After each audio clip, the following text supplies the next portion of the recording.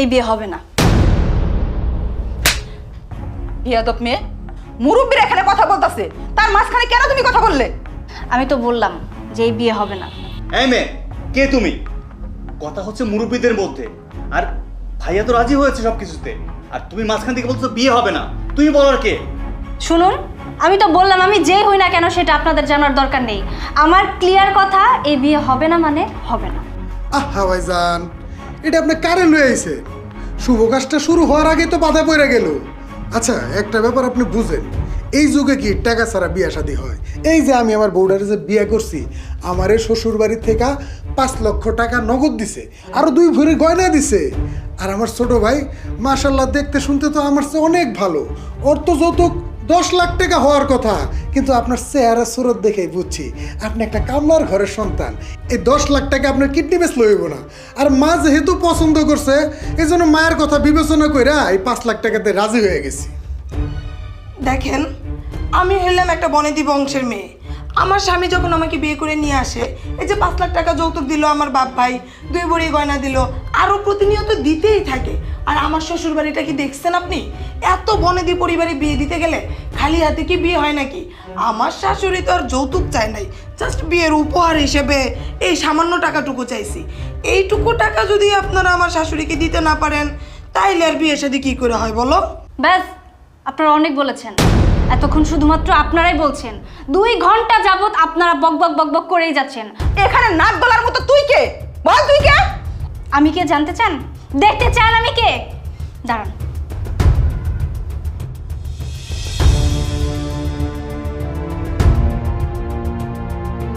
দেখুন। তুমি তুমি এখানে কেন? বাবাজি, তুমি তোমার বোনকে এখানে কেন আনলে? কেন নিয়ে আসি তাহলে শুনে। অথই, অথই, বলো ভাইয়া। শোন, আমি সর্দার চাচার লাগে কথা কয়ে আইছি, জমির বায়না টানা সব নেওয়া কাম শেষ।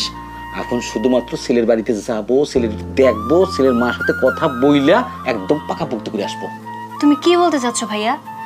তার মানে আমাদের বাড়ি ভিটা যতটুকু যা আছে সবকিছু তুমি বন্ধক রেখে তুমি আমাকে ওই বাড়ির বউ হিসাবে পাঠাবে? আরে তুই বুঝিস না কি লেগা?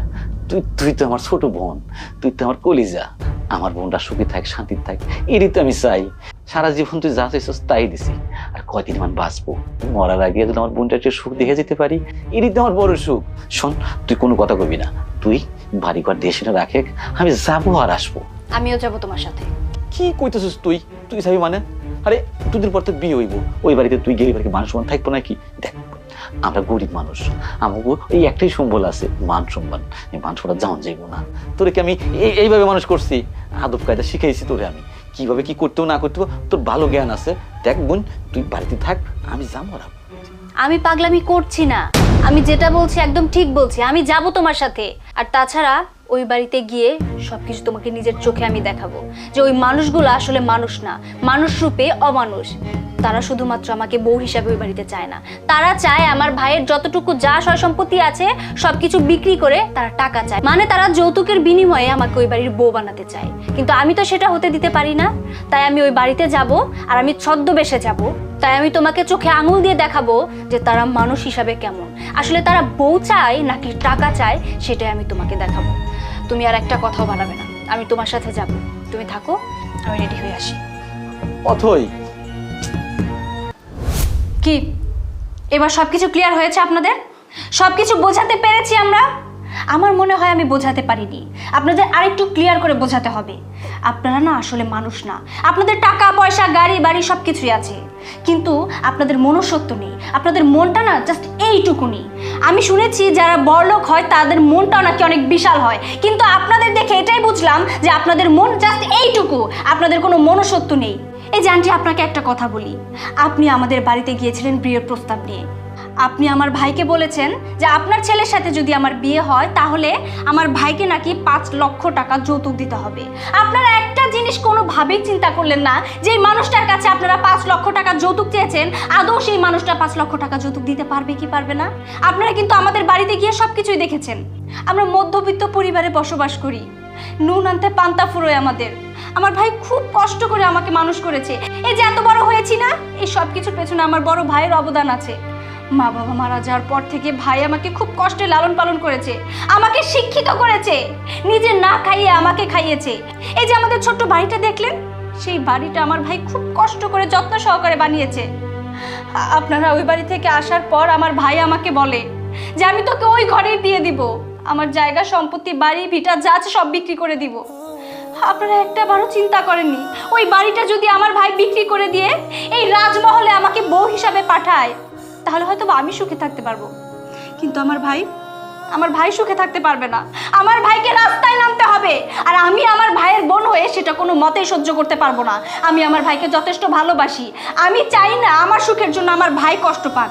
তাই আমি আমার ভাইকে বলেছি এই বিয়ে হবে না, এই বিয়ে আমি করব না। আর আপনাদের যে চরিত্র, আপনাদের এই মুখোশের আড়ালে যে কি মুখোশটা আছে, সেই সব কিছু দেখানোর জন্যই আজকে আমি আমার ভাইয়ার সাথে এসেছি। ভাইয়া, আমি তোমাকে ক্লিয়ার করে বলে দিচ্ছি, এই ফ্যামিলিতে আমি কখনোই বউ হতে পারবো না। এই ফ্যামিলিতে যদি আমি বউ হয়ে আসি, আমি কখনো সুখী হতে পারবো না। তাই আমি সব সময় আমার ভাইয়ের সুখটা চাই। আমার ভাই যেমন আমাকে ভালোবাসে, আমার সুখ চাই, তেমনি আমি আমার ভাইয়ের সুখ চাই। আমি এই ফ্যামিলিতে বউ হয়ে আসতে চাই না। ভাইয়া চুপ কর, ছোট্ট মানুষ, তুই বুঝিস না। ওরা তো ঠিকই কইছে।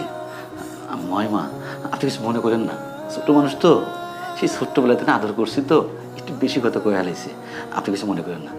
দেখ বোন, বিয়ে তো একদিন সবারই হইব, আর আমার বোনটার এত বড় একটা বাড়িতে বিয়ে হইব, এটা তো আমার আনন্দের বিষয়। আমার লেগে তো টেনশন করতে হইব না। আমার একভাবে না একভাবে দিন যাইবই, দুদিন পর তো মরেই যাবো। মরণের আগে যদি আমার এই বোনটার একটু সুখ দেখতে পারি, এই সুখই তো আমার বড় সুখ। তুই কিছু কইস না, যা কইছস অনেক কইছস, আমারে আপনার মাফ করে দিয়েন। আমি কথা দিতেছি, এই বিয়ে হইব। হবে না, আমি বলেছি মানে এই বিয়ে হবে না। আমার ভাই আমার জন্য কোনো বিয়ে করেনি, শুধুমাত্র আমার সুখের কথা চিন্তা করেছে। সেখানে আমি আমার সুখের কথা চিন্তা করে আমার ভাইকে আমি জলে ফেলে দিতে পারি না। এই বিয়ে হবে না। আর ভাইয়া তুমি জানো না, আপনারা জানেন না, আপনারা তো শিক্ষিত মানুষ, আপনাদের তো এটা জানা উচিত যে যৌতুক দেওয়া এবং নেওয়া দুইটা সমান অপরাধ। এটা জানার পরেও আপনারা আমার ভাইকে প্রেশার দিয়েই যাচ্ছেন যে আপনার ছেলের সাথে বিয়ে হলে আমাকে যৌতুক দিয়েই বিয়ে করাতে হবে। না, এই বিয়ে হবে না। ভাইয়া, এই বাড়িতে আর এক মুহূর্ত দাঁড়াবো না, চলো।